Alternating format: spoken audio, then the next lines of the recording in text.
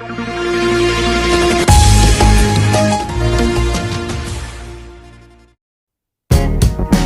आप देख रहे हैं जनमंच खबर। यहाँ इस समय वर्तमान समय में हम एक पोखरे में और आज के समय में जो आज़ादी का अमृत महोत्सव चल रहा है, इसके तहत अलग अलग ग्राम सभाओं में अमृत सरोवर का निर्माण करवाया जा रहा है। और कार्यदायी संस्था जो है, उस कार्यदायी संस्था का नाम है मनरेगा, जो कि हमेशा चर्चा में रहती है।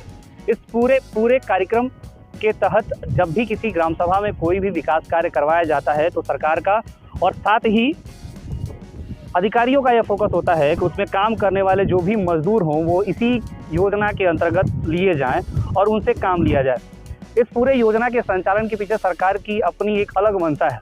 उस मंशा के तहत कि जो भी ग्रामीण मजदूर गांव से बाहर पलायन करते हैं रोजगार के लिए, उनको उस गांव में ही रोजगार मिल सके। लेकिन जो सबसे यूनिक जो काम बहुत पहले से हो जाना चाहिए, आपने पहले सुना होगा कि पहले राजवाड़ा और राजाओं का काम जो था वो तालाब और सराय बनवाना था, ताकि जानवरों सहित पथिकों को, आने जाने वाले लोगों को जल और निवास दोनों की व्यवस्था मिल सके। सरकार देर से जगी है, लेकिन जल संरक्षण की दिशा में यह अभूतपूर्व कार्य हो रहा है। आपके पीछे अब दिख रहा होगा कि मजदूर काम कर रहे हैं और यहाँ से इस पोखरे को व्यवस्थित करने का काम किया जा रहा है। लेकिन जब हम इस पोखरे में अंदर आ रहे थे तो हमने देखा चारों तरफ कूड़े का ढेर पड़ा हुआ है। तो एक नागरिक के तौर पे यह आपकी भी जिम्मेदारी है कि जो आपकी सुविधा के लिए बनाया जा रहा है उसमें किसी भी तरह का कोई कूड़ा करकट न डालें, क्योंकि आपके उस कूड़ा करकट डालने से ही ये पोखरा भरता है, यानी कि ये जलाशय भरता है।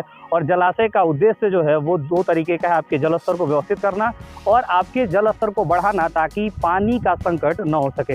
इस पूरे योजना पर अभी ये कुशीनगर जनपद का नेबुआ नौरंगिया ब्लॉक है और इस नेबुआ नौरंगिया ब्लॉक में हमारी कुशीनगर की सहयोगी लगातार मनरेगा के तहत हो रहे कार्यों के बारे में आपको अवगत कराती रही हैं। हम जब कुशीनगर में आए तो हमने सोचा कि इनके सहयोग से हम चलें और क्षेत्र में देखें कि किस तरह के काम हो रहे हैं और क्षेत्र में जाते समय क्या क्या दिखता है। तो इनसे भी हम जानेंगे कि आपने जो भी देखा है उस पूरी सिस्टम को और मनरेगा में जो काम किए जाते हैं उस काम का क्या सिस्टम है और यहाँ किस तरह से काम हो रहा है।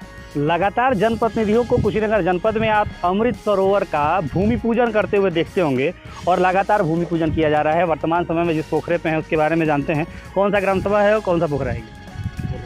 ये ग्राम सभा खजूरी है और अमृत सरोवर जो चल रहा है उत्तर प्रदेश सरकार द्वारा, उसके जरिए खुदाई की जा रही है। और कुछ दिन पहले सांसद विजय कुमार दुबे ने इसका उद्घाटन भी किया था, भूमि पूजन किया था।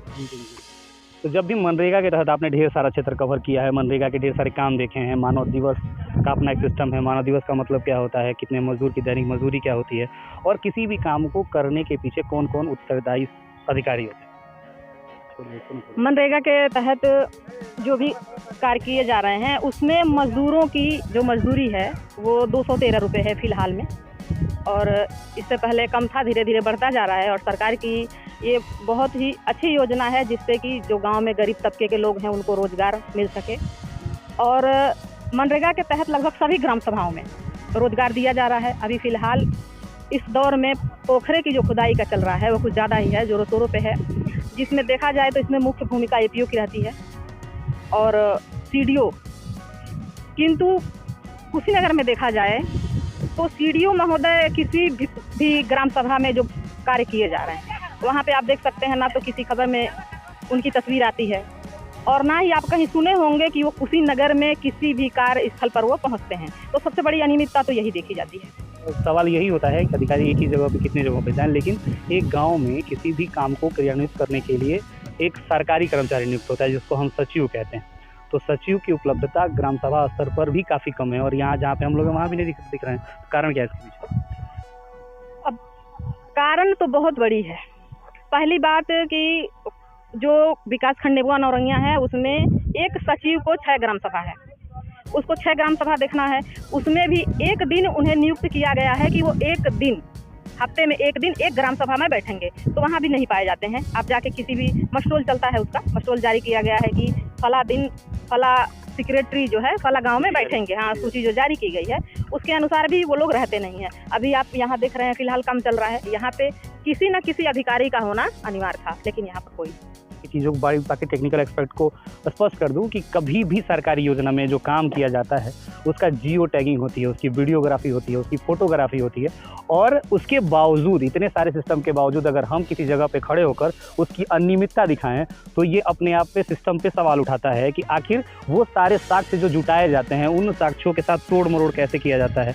आखिर में लगातार सरकार ने ढेर सारे पोर्टल्स बनाए हैं जानकारी के लिए, मजदूर हों या कोई भी हो वो पढ़े लिखे हैं, ट्रेंड हैं, और अधिकारी भी ट्रेंड हैं। लोग अक्सर किसी गांव में आप जाते हो तो लोग ये सवाल ज़रूर पूछ देते हैं कि आपको कैसे पता चला यहाँ काम चल रहा है। तो सरकार की जो मंशा है डिजिटल युग में कि सारी जानकारी जनता के लिए सुलभ उपलब्ध हो, तो आप बताइए आपको इन्फॉर्मेशन कैसे मिल जाती है और कैसे आप पहुँच जाते हैं?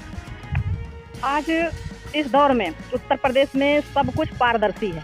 आप ऑनलाइन पोर्टल पे देख सकते हैं कहाँ काम चल रहा है, कितने लेबर लगाए गए हैं, कौन सा कार्य हो रहा है, मिट्टी भराई हो रही है, पोखरे की खुदाई हो रही है, या फिर किसी इंटरलॉकिंग पे काम किया जा रहा है। तो ये सारा कुछ ऑनलाइन है। और रह गया अधिकारियों का, तो अधिकारियों का जो है कुछ हमको समझ में नहीं आता है कि ये लोग कैसे काम कराते हैं। अभी आपने कहा कि जैसे जियो टैगिंग का, फोटोग्राफी का, ऐसा कुछ भी नहीं है। उन लोग सेक्रेटरी जो है या फिर जो भी रोजगार सेवक हैं, अभी यहाँ पे काम हो रहा है 2 पोखरे का खजूरी ग्राम सभा में, तो आप देख सकते हैं वहाँ पर रोजगार सेवक यहाँ पर नहीं है। आखिर क्यों नहीं है? उनका तो यहाँ होना जरूरी है। फोटोग्राफी वीडियोग्राफी तो वही करेंगे, तो जब आएंगे ही नहीं तो होगा कैसे? ये सब होता है वहीं ब्लॉक पे बैठे बैठे भर दिया जाता है।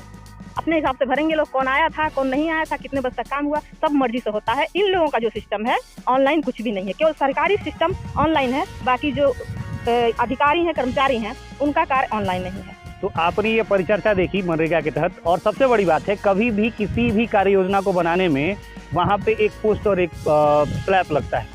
आप भूमि पूजन, शिलान्यास, उद्घाटन के बड़े बड़े पोस्टर देख लेते हैं, उस पर लागत लिखी रहती है, लेकिन अगर सही तरीके से वहीं पे एक नोटिस बोर्ड लगा हो कि टोटल काम कितने होने हैं, किस मानक के अनुसार होने हैं, कौन कौन सी सामग्री यूज़ होनी है, किस सामान का इस्तेमाल किया जाना है, कैसे सामान का इस्तेमाल किया जाना है, तो शायद लोग इस पारदर्शिता को समझ पाएँ और विवाद उत्पन्न न हो। कई बार ग्राम सभाओं में हो या फिर कई जगहों पे काम को कुछ जागरूक जनता जो होती है, लोग जो होते हैं, उसको रोक देते हैं, और वहाँ पे ये तर्ज होता है कि ये गलत चल रहा है। हो सकता है कि वो काम सही हो, लेकिन जानकारी के अभाव में उनको गलत लगता है। जो चुने हुए प्रतिनिधि होते हैं वो कहते हैं हमारे विरोधी हैं तो ये विरोध करेंगे ही करेंगे, लेकिन इन सब का इकलौता सोल्यूशन ये है कि वहाँ पे वो बोर्ड लगाए जाएँ। जहाँ तक जानकारी है, और आप भी जानकारी अगर खंगालेंगे तो किसी भी सरकारी योजना के क्रियान्वयन के समय, उसके काम के समय, उस योजना के सामने एक बोर्ड लगा अनिवार्य है, जहाँ पे सारी इन्फॉर्मेशन लिखी होनी चाहिए और काम कैसे किया जा रहा है उसका सारा विवरण होना चाहिए, ताकि कोई भी स्थलीय निरीक्षण करने जाए तो वो उन सारी चीज़ों का मिलान कर सके। अमृत सरोवर काफ़ी अच्छी योजना है और इसका लाभ ग्रामीणों को मिलना चाहिए और ग्रामीणों को मिलेगा भी, लेकिन कब मिलेगा? जब ग्रामीण इस पूरी समस्या को अपनी समझेंगे और जल संकट से दूर करने के सरकार की इस पहल का समर्थन करेंगे। आपको ये पूरी खबर कैसी लगी? अपना विचार हमें दें, और जो भी जिम्मेदार अधिकारी हैं वो कृपया ध्यान दें, क्योंकि जिन पैसों से ये काम किया जाता है, जहाँ भी ये काम होता है, वो सारा काम जनता के टैक्स के पैसे से होता है और जनता के लाभ के लिए होता है। तो जितना नागरिक जिम्मेदार है उतना वो अधिकारी समर्थवान जिम्मेदार हैं जो उस काम को सही तरीके से करवा पाएँ। जनमंच खबर के इस स्पेशल प्रोग्राम के बारे में आपकी क्या सोच है, क्या विचार है, आप हम तक बताएं। इस कार्यक्रम को देखने के लिए आपका धन्यवाद।